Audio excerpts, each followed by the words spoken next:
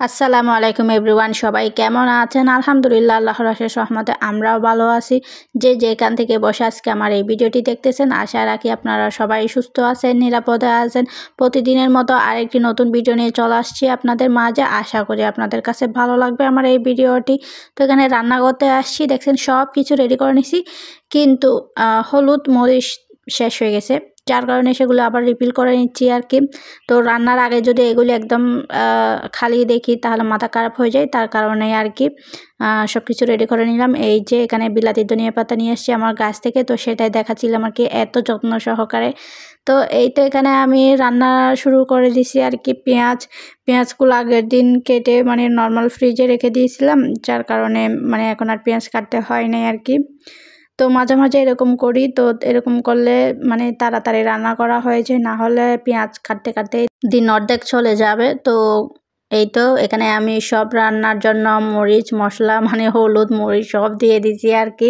তো এগুলা ডিটেলস আর কি শেয়ার করব, সবাই তো আগে মানে সবাই জানেন, আমার থেকেও ভালো জানেন, তো সেটা আর কি। তো কথার কোনো ভুল ত্রুটি হয়ে থাকলে সেটা ক্ষমা সুন্দর দৃষ্টিতে দেখবেন আর কি, মাঝে মাঝে এরকম হয়ে যায় আর কি। তো রুই মাছটা একদম টাটকা, যার কারণে এভাবে কষিয়ে রান্না করতেছি আর কি। তো টাটকা মাছ এভাবে কষিয়ে রান্না করলে কিন্তু অনেক মজা হয় রান্নাটা। তো এইভাবে আমি রান্না করে নিয়েছি, এবার মাছটা তুলে নিব, তারপর শিমগুলা দিয়ে কিছুক্ষণ কষিয়েই আর কি রান্না করব। তো ফুল রান্না ডিটেলসে শেয়ার করতেছি না আর কি, সবাই তো জানেন, ওই কারণেই আর কি। তো জাস্ট আমি ভিডিওতে কি করছি এগুলাই আপনাদের সাথে শেয়ার করতেছি আর কি। এই তো এখানে আর একটু টমেটো দিয়ে দিলাম, মানে প্রথমে অর্ধেক কষানোর সময় দিছি, তারপরে এখানে অর্ধেক সবজির সাথে দিছি, দিয়ে অনেকক্ষণ কষিয়ে নিব, তারপরে ঝুলের পানিটা অ্যাড করবো আর কি। তারপরে এই তো আমি অফ ক্যামেরাতে রান্নাটা করে নিচ্ছি আর কি। দেখেন মাশাআল্লাহ, কালারটা কিন্তু অনেক সুন্দর আসছে। হ্যাঁ, রান্নাটা অনেক মজা হয়েছিল আর কি। তো সেগুলো আর ভিডিও করি নাই আর কি, অনেক আগের ভিডিও ছিল এগুলা, ওই কারণেই আর কি। তো এটা এখানে আমি মেয়ের জন্যই হিজাব সেলাই করব, সেজন্য কাটিং করব, মানে আজকে একটু একটু সব কিছু ক্লিপ নিচ্ছি আর কি, কাটিং স্টিচিং সব একসাথে দেখাই দিব আর কি। তো আমি এই তো 3 কোনা বাজ করে নিচ্ছি আর কি। এবার লম্বার মাপটা নিয়ে নিচ্ছি।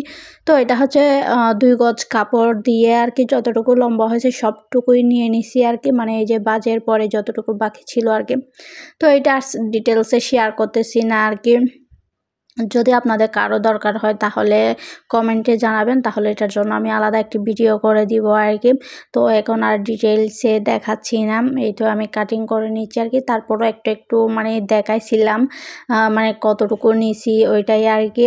তো এখানে মুখের মাপ নিব, তার জন্য আর কি এই যে খোলা অংশে মানে মুখের মাপটা নিব আর কি, কর্নার থেকে 10 ইঞ্চিতে। তো যারা কাটিং সম্পর্কে জানেন তারা হয়তো বুঝতে পারবেন আর কি, আর যারা নতুন তাদের হয়তো একটু এলোমেলো লাগতে পারে। তো ওই কারণে আমি আর ডিটেলস দেখাচ্ছি না, তো আমি কি করছি ওইটাই দেখাচ্ছি আর কি, জাস্ট আমার ভিডিওর মাধ্যমে। এখন প্রায় অনেক আপুরাই সেলাই কাজ জানে আর কি। এখন প্রতিটা ঘরে ঘরে মেয়েদের এই সেলাই কাজটা জানা খুবই দরকার। নিজের জামা, অন্তত নিজের জামা, নিজের মেয়ের জামা সেলাই করতে পারবে আমার মতো, এটাই আর কি। আর বাইরে টেইলারের কাছে যাইতে হবে না, ওইটাই আর কি। নিজের ডিজাইন করে জামা নিজেই পরতে পারবে, ওইটাই। এখন আমি শিকার পরে আমি আর বাহিরে টেইলার কাছে দিই না, একদম মেয়ের স্কুল ড্রেস পর্যন্ত আমি নিজে ঘরেই তৈরি করি, যেমনই হবে হোক মেয়েই তো পরবে। ওই কারণে তো আমার যেহেতু পায়ে মেশিন আর কি, মানে মোটর দেওয়া না, তো একটু লক করতে সমস্যা হয়ে যায় আর কি। তো আমি কি করি, হাতে সেলাই করে দিই, না হলে মানে বেশি জরুরি হলে তখনই মানে লকটা করার জন্য দোকানে নিয়ে যায় আর কি, যেগুলো জর্জেট কাপড় ওইগুলোর জন্য আর কি। তো যা হোক, যারা এতক্ষণ পর্যন্ত আমার ভিডিও দেখতেছেন, যদি একটি লাইক দিয়ে না থাকেন প্লিজ একটি লাইক দিয়ে দিবেন, আর যারা অলরেডি করে দিয়েছেন আপনাদেরকে অসংখ্য ধন্যবাদ। তো এখানে আমি ক্যাপটা রেডি করে নিচ্ছি আর কি। আর এই যে রাবার আর একটা কাপড় দেখতেছেন, এটা তুতনিতে দিব আর কি।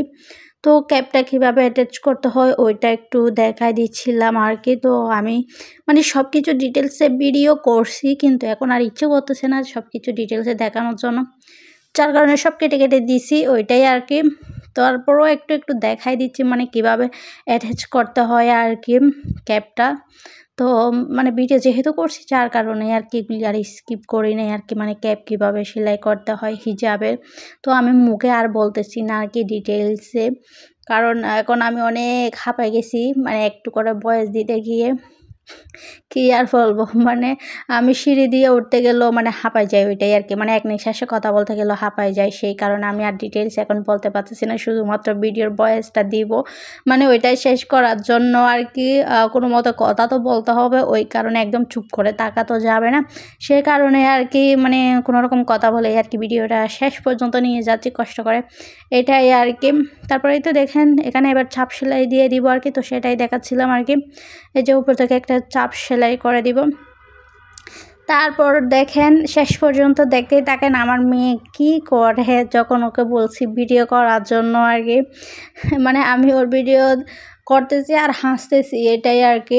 তো সেটা আর স্কিপ করলাম না, আপনাদের সাথে শেয়ার করলাম আর কি। এই তো নিচের এবার শেষের সেলাইটা দিয়ে দিচ্ছি আর কি, যেটাকে এম সেলাই বলে। এই তো দেখেন ওকে বলছি ভিডিও করব, তার জন্য ও হাসতে হাসতে শেষ, মানে ওকে বলতেছি পিছনে ঘুরো, ও সামনে হয়ে যাচ্ছে, এই যে দেখেন।